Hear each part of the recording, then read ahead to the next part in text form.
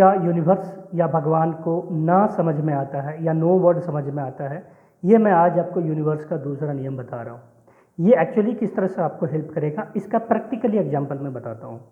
जैसे मैं कह रहा हूँ यूनिवर्स या भगवान को नो वर्ड समझ में नहीं आता है, तो जो चीज़ें हमें ज़िंदगी में नहीं चाहिए उसके बारे में बात नहीं करना है। जैसे हमें लोन नहीं चाहिए, हमें बाइक नहीं चाहिए, हमें कार चाहिए।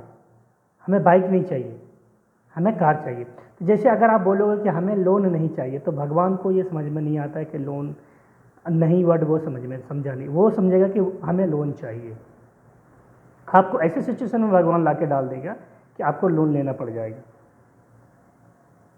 तो लोन की जगह पे आपको क्या एक्चुअली में क्या चाहिए? पैसे, एबुलेंस चाहिए, बहुत सारे पैसे आने चाहिए। तो भगवान से बोलो, हाँ भगवान आप हमें बहुत तरीके से पैसे दे रहे हो, बहुत सारे स्रोतों से जो है हमें हमारी ज़िंदगी में पैसे दे रहे हो, हमें किसी भी तरह की कोई कमी नहीं है।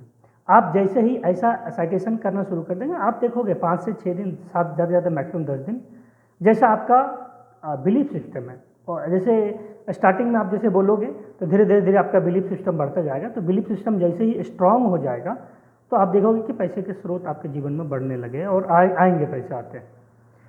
इस चीज़ों को ध्यान में रखना है कि जो चीज़ें हमें ज़िंदगी में नहीं चाहिए उस चीज़ों के बारे में कभी भी डिस्कस नहीं करना है, ना ही बोलना है।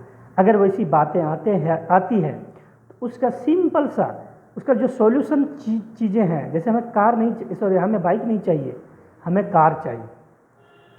तो अब बाइक के बारे में नहीं सोचना है, हर समय हमें कार चाहिए वो भी नहीं बोलना है। हमारे पास कार है, भगवान दे रहे हैं, 10 दिन में देंगे, 15 दिनों में देंगे, और भगवान देते हैं। तो इन चीज़ों के, ये यूनिवर्स या भगवान के दूसरे नियम हैं जिसको आपको बहुत ही स्मार्टली यूज़ करना सीखना है अपनी ज़िंदगी में। Thank you.